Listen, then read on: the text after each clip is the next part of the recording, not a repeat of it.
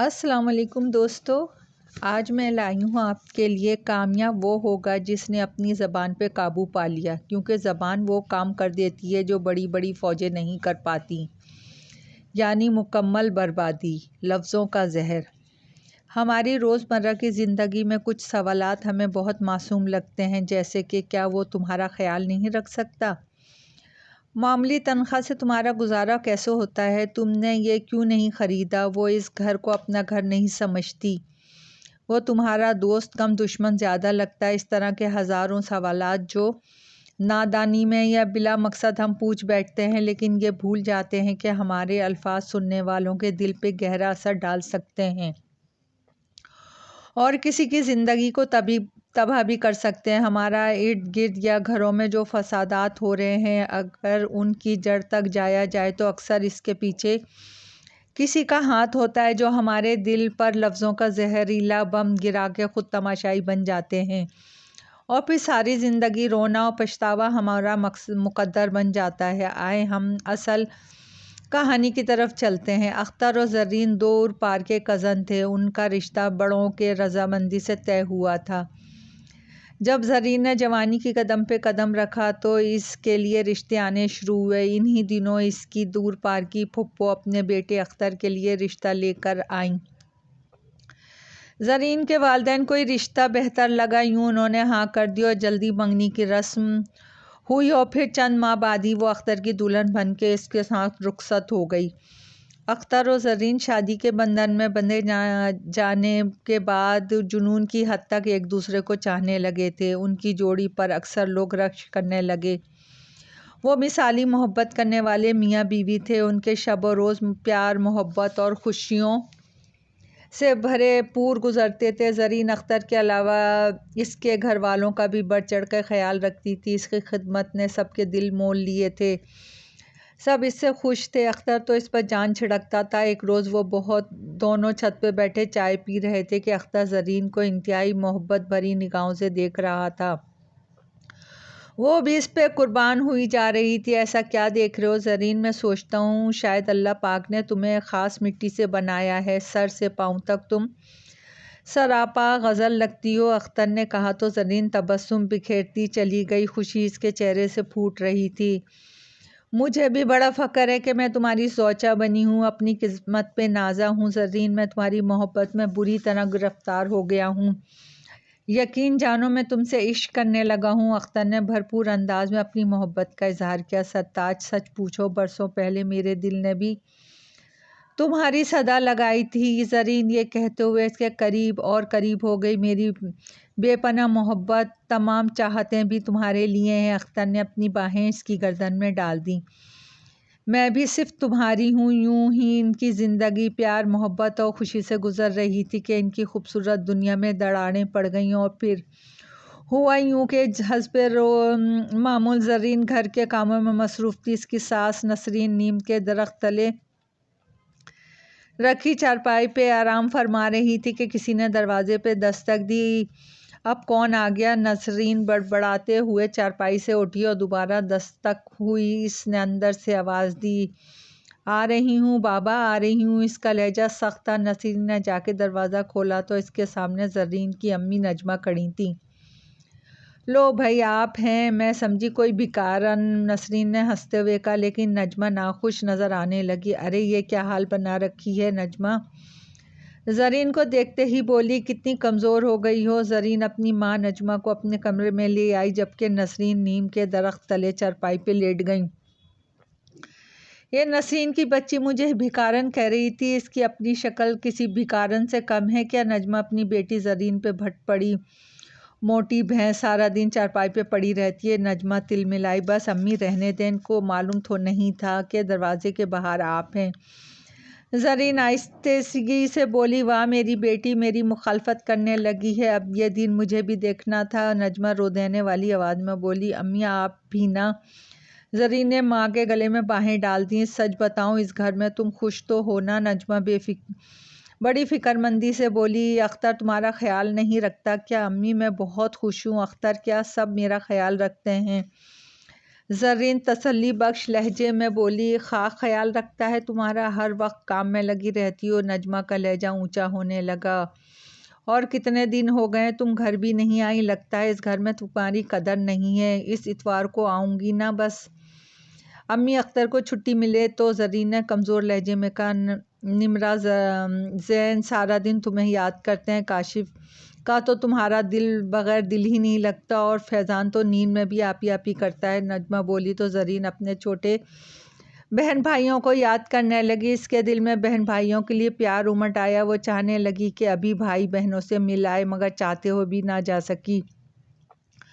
زرین رخصتی کے بعد 1 ماہ میں 20 دفعہ میکے جا چکی تھی۔ اختر اس کا ہر طرح سے خیال رکھتا تھا، اور ساس بھی خوش دلی سے اجازت دیتی رہتی تھیں، لیکن اختر کی چھٹیاں ختم ہوتے ہی وہ مصروف ہو گیا، جس کے باعث پچھلے 1 ہفتے سے زرین میکے نہیں گئی تھی۔ تو اس کی ماں نجمہ اس سے ملنے چلی آئی۔ نجمہ نے کچھ سوچے سمجھے بغیر بیٹی کے دل پہ لفظوں کا وہ بم گرایا جس سے زرین تباہ و برباد ہو کے رہ گئی۔ ٹین ڈبے والا، سوکھی روٹی والا راشد یہ آواز لگاتا ریڈی کو دھکیلتا ہوا شہر کی مختلف گلیوں میں جاتا تھا۔ یہ اس کا روز کا معمول تھا۔ ٹین ڈبے روٹی کے علاوہ پلاسٹک کی چیزیں، لوہا اور ردی اخبار وغیرہ بھی لیتا تھا۔ وہ صبح ناشتہ کر کے گھر سے نکلتا، دوپہر تک مختصر وقت میں اچھی خاصی کمائی ہو جاتی تھی، جس سے اس کا گھر کا گزارا ہو رہا تھا۔ اس نے کبھی کسی کے آگے ہاتھ نہیں پھیلا دیا، روکھی سوکھی کھا کے بھی خدا کا شکر ادا کیا۔ اچھے برے وقت کے لیے ہمیشہ کچھ جمع کر کے رکھ دیتا تھا تاکہ ضرورت کے وقت کوئی تنگی نہ ہو۔ راشد کا تعلق ایک غریب گھرانے سے تھا۔ اس کے والد نے گھر کے آگے دکان کھول رکھی تھی اور 1 ایکڑ زمین بھی تھی، جو ان کو والد یعنی راشد کے دادا کی وراثت سے ملی تھی، جس سے گھر کا گزر بسر ہوتا تھا۔ راشد کے والد اپنے بیٹے کو اعلیٰ تعلیم دلانا چاہتے تھے، لیکن گھر کے حالات اس کی اجازت نہیں دے رہے تھے۔ یہی وجہ تھی کہ راشد میٹرک تک ہی پڑھ سکا اور پھر باپ کے ساتھ سارا دن دکان پر ہی وقت گزارتا۔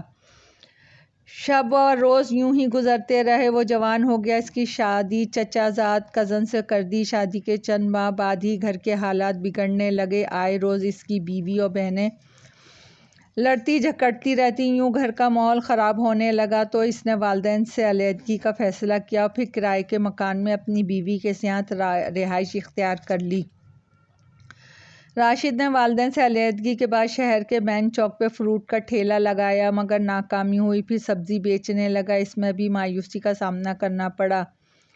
بچی ہوئی سبزی خراب ہونے کی صورت میں اگلے روز کچرے کے ڈھیر پہ پھینک دیتا، جس سے اسے مالی نقصان ہونے لگا۔ کچھ دن پریشانی میں گزرے، پھر کسی دوست کے مشورے سے اس نے کباڑ لینا شروع کیا۔ تجربہ نہ ہونے کی وجہ سے اسے چند دن پریشانی کا سامنا کرنا پڑا، لیکن جلدی اس کے دن بدل گئے۔ اچھی آمدنی ہونے لگی اور گھر کے حالات بھی بہتر ہونے لگے۔ یوں وہ پرسکون زندگی گزار رہا تھا۔ ایک روز معمول کے مطابق ریڈی کو دھکیلتا ہوا ٹین ڈبے والا، لوہے والا، سوکھی روٹی والا یہ آوازیں لگاتا ہوا جا رہا تھا کہ پیچھے سے کسی نے آواز دی، بھائی ردی اخبار لیتے ہو؟ جی ہاں۔ راشد نے پیچھے مڑتے ہوئے دیکھا۔ ارے راشد تم ہو؟ یہ اس کا کلاس فیلو فہد تھا۔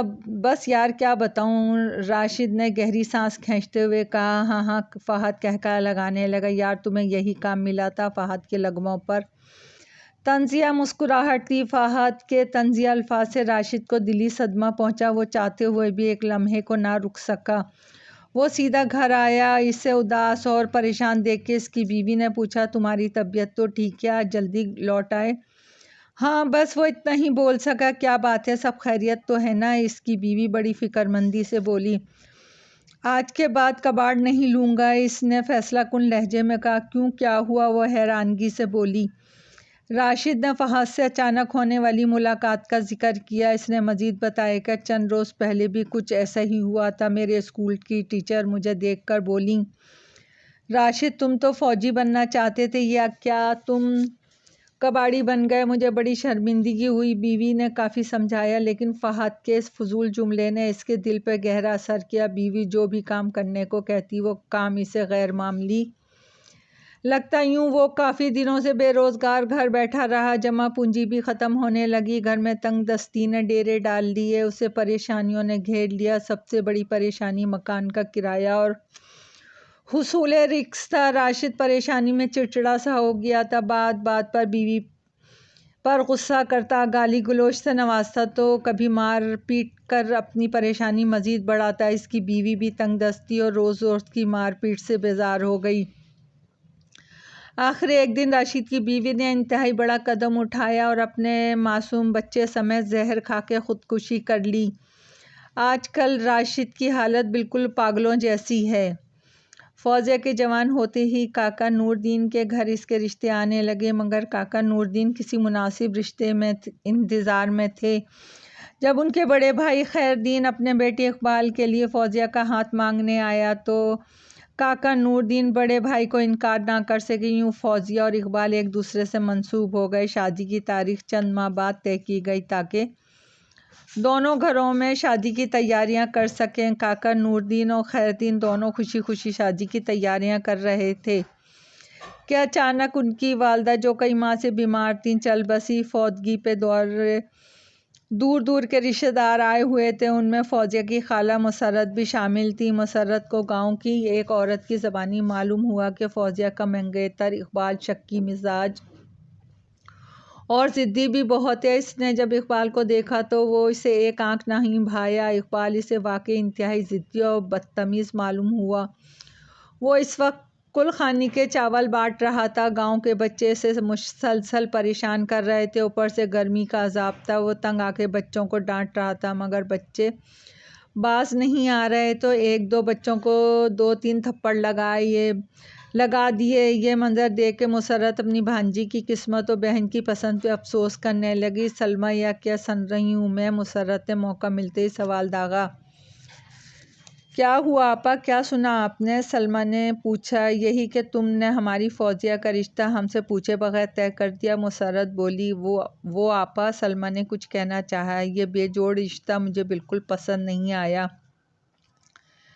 بہن کی بات سن کے سلمیٰ چپ سی ہو گئی۔ کیا ہو گیا ہے تمہاری پسند کو؟ حیرت ہے بھئی، مسرت نے طنزیہ انداز میں کہا تو سلمیٰ گہری سوچ میں ڈوب گئی۔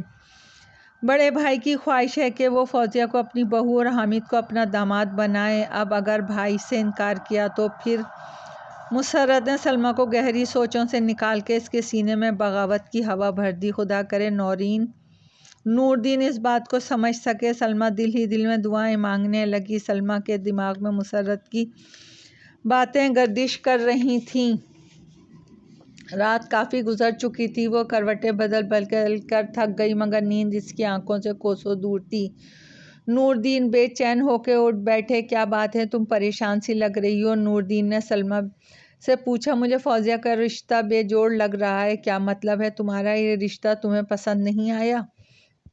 اقبال انتہائی ضدی اور بدتمیز ہے، مجھے نہیں لگتا کہ فوزیہ اس شکی مزاج کے ساتھ خوش رہ سکے گی۔ اقبال لاڈلا ہے، شادی کے بعد سب کچھ سمجھ جائے گا۔ یہ بڑی بات ہے کہ وہ خیر الدین بھائی کی ملکیت کا اکلوتا وارث ہے۔ ہماری بیٹی بہت خوش رہے گی۔ زمین جائیداد کا کیا کرنا جب شریک حیات ضدی شکی طبیعت ہو؟ سلمیٰ نے نور الدین کو کچھ متاثر دیکھ کر خیر الدین کے گھرانے کے خلاف بھی خوب زہر اگلا۔ ہماری بیٹی کی زندگی کا سوال ہے۔ سلمیٰ نے بڑی سادگی سے کہا۔ باتیں تو تمہاری ٹھیک ہیں، لیکن نور الدین نے سلمیٰ کی باتوں سے متاثر ہو کے کچھ کہنا چاہا۔ لیکن کیا؟ سلمیٰ بے تابی سے بولی۔ خیر الدین بھائی کو کیا جواب دیں گے؟ جواب کیا دینا ہوگا، بس آپ رخ تبدیل کر دیں، وہ خود ہی سمجھ جائیں گے۔ اور پھر نور الدین اپنے بڑے بھائی خیر الدین سے تعلقات ختم کرنے میں کوئی کسر نہیں چھوڑ رکھی، معمولی بات پہ بھی الجھ پڑے، چھوٹی چھوٹی باتوں پہ لڑنے جھگڑنے میں دیر نہیں کرتے۔ دوسری طرف خیر الدین ہر بات کو بڑے دل سے برداشت کرنے لگے۔ وقت یوں ہی گزرتا رہا، ناراضگیاں طویل سے طویل ہو گئیں، آخر تعلقات ختم ہو گئے۔ خیر الدین نے اپنے بیٹے اقبال کی شادی کر دی ہے، وہ اپنے گھر اور بیوی کو بڑی توجہ اور وقت دیتا ہے۔ دوسری طرف سلمیٰ کے بھائی نے بھی اپنے بچوں کی شادیاں کر دی ہیں، کئی سال گزر چکے ہیں، بس فوزیہ کے بالوں میں چاندی اتر آئی ہے۔ کوئی نوجوان اسے اپنا ہمسفر بنانے کو تیار نہیں، وہ جوانی کی آخری سیڑھی پر ہے، وہ بھائیوں کے رحم و کرم پہ زندگی کے دن گن گن کے گزار رہی ہے، یہ سب اس کی خالہ اور ماں کی مہربانی ہے۔ اس روز جب اختر آفس سے تھکا ہارا گھر آیا تو زرین کا منہ لٹکا ہوا تھا۔ زرین تمہارے منہ پہ 12 کیوں بج رہے ہیں؟ اختر نے زرین کو اداس دیکھتے ہوئے کہا۔ امی کے گھر چلیں نا پلیز، زرین نے التجائی انداز میں کہا۔ سب کی بہت یاد آ رہی ہے۔ آج تھک گیا ہوں، کل ضرور چلیں گے، اختر نے اقرار کرتے ہوئے کہا، لیکن زرین نے برا سا منہ بناتے ہوئے آج ہی میکے جانے کی ضد پکڑ لی۔ آپ کو ذرا پیار نہیں مجھ سے؟ وہ روٹھنے والے انداز میں بولی۔ جان تم مجھے سمجھتی نہیں ہو، اختر نے نرمی سے کہا۔ ابھی بہت تھکا ہوا ہوں، کل صبح آفس جاتے ہوئے تمہیں چھوڑ آؤں گا، وہ امی کہہ رہی تھیں۔ زرین اتنا ہی بولی تو اختر نے اس کا فقرہ کاٹتے ہوئے غصے سے بھرپور لہجے میں کہا، تمہاری ماں نے دماغ خراب کر دیا ہے، تمہارا میری ماں کے بارے میں ایک لفظ بھی نہ کہنا۔ زرین تلملا اٹھی۔ پہلے ہی اس گھر میں اس کی بے عزتی ہوئی ہے، تمہاری امی سے بھکارن کہہ رہی تھی، ویسے بھی میرے خاندان کی تو لوگ عزت نہیں کرتے۔ وہ دو ٹوک لہجے میں بدتمیزی سے بولی۔ حالانکہ میں خوشحال گھرانے سے ہوں اور تمہاری آمدنی گزارے کے لائق ہے۔ بکواس بند کرو اپنی، اختر نے غصیلے لہجے میں کہا اور گھر سے باہر نکل گیا۔ اختر دیر سے گھر آیا تو زرین روٹھی سی پھر رہی تھی، بات کرنے کا انداز بھی کچھ بدلا ہوا تھا۔ اختر نے اس سے بات کرنے کی کوشش کی، اسے سمجھانا چاہا، لیکن وہ صرف ہوں ہاں میں جواب دینے لگی تو اختر نے بھی منہ پھیر لیا۔ یوں ہی روٹھے دونوں سو گئے۔ صبح جب اختر نے اسے اٹھانا چاہا تھا وہ ہوں ہاں کر کے دوبارہ سو گئی تھی۔ زرین اٹھ جاؤ، مجھے آفس سے دیر ہو رہی ہے۔ اختر کی آواز کا اس پر کوئی اثر نہیں ہوا۔ اب اٹھ بھی جاؤ، وہ غصے سے قدرے چلایا۔ زرین اٹھی لیکن اس نے برا سا منہ بناتے ہوئے اختر کو آفس بھیج دیا۔ یوں ہی 2-4 دن گزرے۔ زرین روٹھی رہنے لگی۔ وہ اپنے آپ کو بھی اس گھر میں اجنبی محسوس کر رہی تھی۔ وہ سب سے کھچی رہنے لگی اور اختر سے بھی ٹھیک طرح سے بات نہیں کر رہی تھی۔ سارا دن موبائل فون پہ اپنی ماں اور بہنوں سے گھنٹوں باتیں کرتی، جس کا نتیجہ یہ نکلا کہ اس کے دل میں اختر اور اس کے گھر والوں کے خلاف شدید نفرت نے جنم لیا۔ سب نے اسے خوش رکھنے کی ہر ممکن کوشش کی، اسے پیار دیا، اسے خوش رکھنے کے جتن کیے، آخر اختر کے علاوہ سب نے اس پر توجہ دینا چھوڑ دی۔ اختر نے اسے سمجھانے کی بڑی کوشش کی، لیکن وہ اختر سے زیادہ موبائل پہ ماں بہنوں کو ٹائم دینے لگی۔ ایک روز اختر آفس سے آیا تو زرین کو سوچوں میں گم پایا۔ اس نے زرین سے بات کرنا چاہی لیکن وہ بات کرنے کے موڈ میں نہیں تھی۔ اس نے شوہر سے آنکھیں پھیر لیں۔ اختر نے صبر کر لیا کہ رات اکیلے میں بات کریں گے۔ رات کو جب سب سو گئے اختر نے اسے بڑے پیار سے سمجھانا چاہا، زرین تم اتنی بیزار کیوں ہو؟ مجھے سمجھ نہیں آ رہی کہ تم کیا چاہتی ہو یار، اس طرح تمہارے ساتھ میرا گزارا نہیں ہو سکتا۔ اختر آگے کچھ کہتا اس سے پہلے وہ ایک دم 2 ٹوک لہجے میں بولی، تو مجھے اپنی زندگی سے آزاد کر دو۔ اس کا لہجہ بڑا کاٹدار تھا۔ بکواس بند کرو، اختر نے اس کے منہ پر زوردار تھپڑ مارتے ہوئے کہا۔ وہ سیخ پا ہو چکا تھا، بس اسی کی کمی تھی۔ زرین کے لہجے میں طنز ہی طنز تھا۔ تم مرد کر بھی کیا سکتے ہو؟ میں نفرت کرتی ہوں تم سے۔ نفرت؟ وہ انتہائی نفرت سے بولی۔ زبان بند رکھو، اپنی گلا دبا دوں گا۔ اختر درست لہجے میں بولے تو نورین نے قدرے چیخ کر کہا، آ جاؤ دبا دو میرا گلا۔ اختر ایک دم بھڑک اٹھا۔ اس نے غصے میں زرین کے منہ پہ 2-4 تھپڑ رسید کیے اور باہر نکل گیا۔ وہ زاروں قطار رونے لگی۔ شور سن کے سب اٹھ گئے۔ وہ اختر کو بددعائیں دے رہی تھی اور اس کے گھر والوں کو گالیوں سے نواز رہی تھی۔ اسی وقت اس کی ماں کو فون کیا۔ نجمہ 1-1.5 گھنٹے میں آ گئیں۔ کسی سے بات کیے بغیر وہ اپنی بیٹی کو لے کے وہاں سے نکل گئیں۔ سب خاموشی سے تماشا دیکھتے رہے۔ کوئی چاہ کر بھی اسے ایک لفظ نہ کہہ سکا، نہ کوئی ٹوک سکا۔ اگلے روز وقفے سے اختر زرین کو کال کرتا رہا مگر جواب ندارد۔ اس نے اپنے والدین کو بھیجا، وہ بھی مایوس ہو کے لوٹے۔